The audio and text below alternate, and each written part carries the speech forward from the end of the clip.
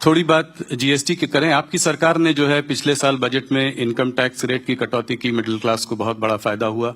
अभी GST rationalise करा है तो उससे भी जो है लोगों के हाथों में बहुत पैसा आया है, अच्छा पैसा आया है।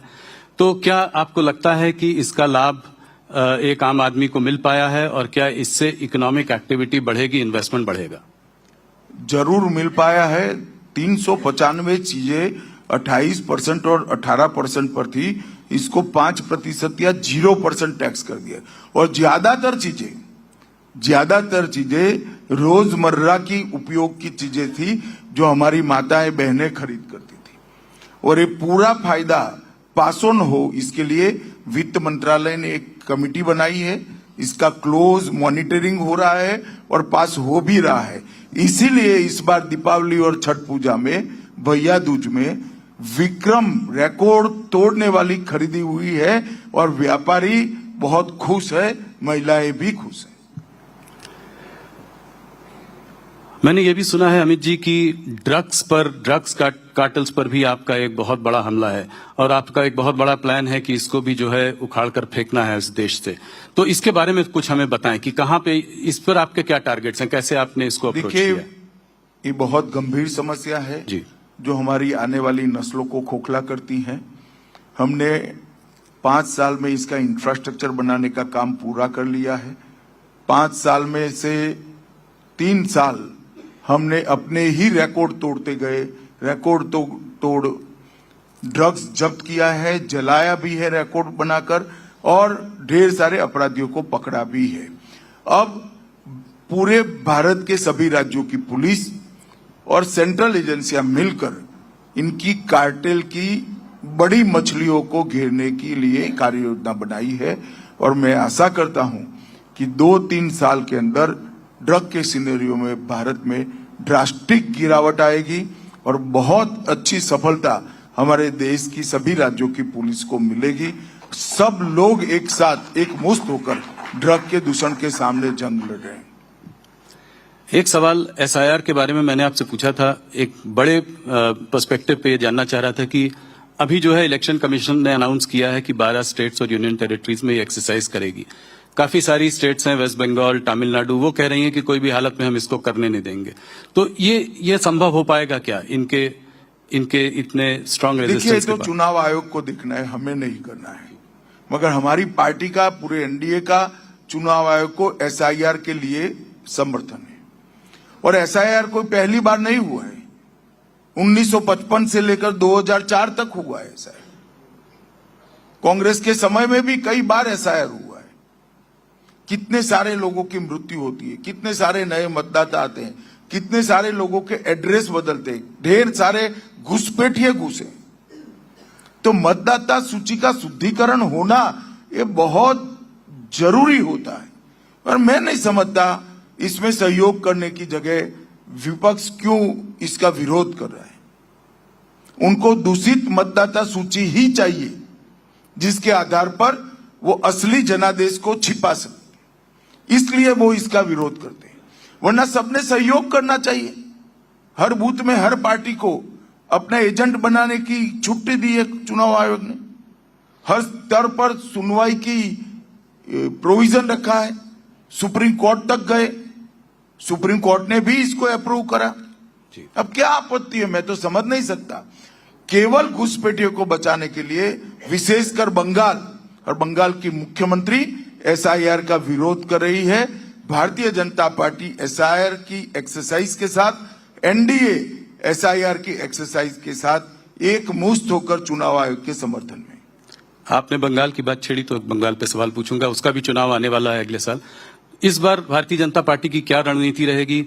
आपने 2019 में 41% वोट शेयर लाए थे, अच्छी सफलता मिली थी लोकसभा चुनाव में। उसके बावजूद आप जो है वहां पे स्टेट इलेक्शन नहीं जीत पाए पिछली बार। अच्छी सीटें आई, 77 सीटों तक आप गए। अगले बार रणनीति क्या होगी? क्या आपको उम्मीद है कि सरकार पश्चिम बंगाल में आपकी बनेगी? आप चुनाव को इस तरह से नहीं देख सकते। आपने बड़े सरलता से कि स्टेट इलेक्शन नहीं जीत पाए, मगर स्टेट इलेक्शन में क्या हुआ? भारतीय जनता पार्टी की 4 सीटें थी, 77 हो गई। 100 साल से भी पुरानी और आधी सदी जिन्होंने बंगाल पर राज किया, वो कांग्रेस पार्टी की 0 सीट। 25 साल तक जो जिन कम्युनिस्टों ने राज किया है उसकी बंगाल में 0 सीट। तो भारतीय जनता पार्टी ने अपनी जमीन प्राप्त कर ली है, एक नींव बनी है और ये नींव पर आगे बड़ी इमारत बनेगी। इस बार बंगाल चुनाव निश्चित रूप से भारतीय जनता पार्टी जीतने जा रही है, इसका मुझे पूरा विश्वास है। किसी चेहरे को आगे करके लड़ेंगे कि जैसे पहले मोदी जी को चेहरा मानकर लड़ रहे थे वैसे ही लड़ेंगे बंगाल में?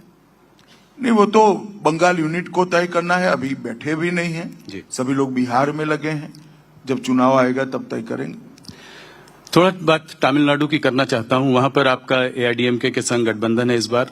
क्या कुछ बात विवेक जी से भी हो रही है इस वक्त भारतीय जनता पार्टी की? ऐसी कुछ अटकलें हैं तो मैंने सोचा आपसे सीधे पूछूं। देखिए, जो भी फैसला हम करेंगे एनडीए के सभी घटक दल साथ में बैठकर करेंगे, ये बात निश्चित है। हम एनडीए को बड़ा करना चाहते हैं। तो आप डिनाई नहीं कर रहे हैं कि इससे बातचीत हो सकता है, चल भी रही हो? मैंने ये भी नहीं कहा कि बातचीत हो रही है, मैंने ये कहा है जो फैसला करेंगे वो एनडीए के घटक दल साथ में बैठकर करेंगे। कुछ जगहों पे ये भी खबर है कि कांग्रेस भी उनसे बात करने की कोशिश कर रही है। ये सभी लोग कर सकते हैं, इसमें क्या है। केरल पे एक सवाल मेरा, आपने कहा था कि 25% सीट जो है लोकल बॉडी इलेक्शंस में आपको इस बार जीतने की उम्मीद है, तो वहां पे भी स्टेट इलेक्शन है।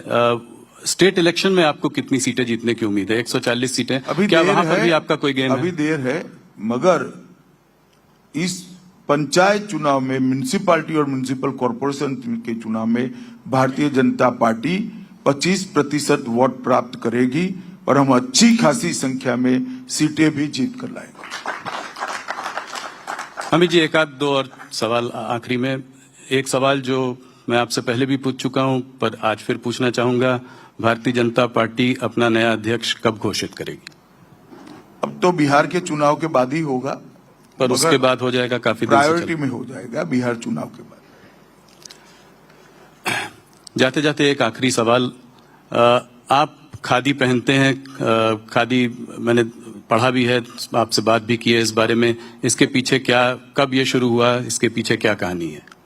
देखिए, मेरी माता जी, उन्होंने मुझे खादी पहनने के लिए प्रेरित किया था और उस वक्त तो ज्यादा समझ नहीं थी जब मैंने खादी पहनना शुरू किया था, मगर आज मैं देख रहा हूं खादी का विचार आज भी इतना प्रासंगिक है जितना 1920 में हुआ करता था।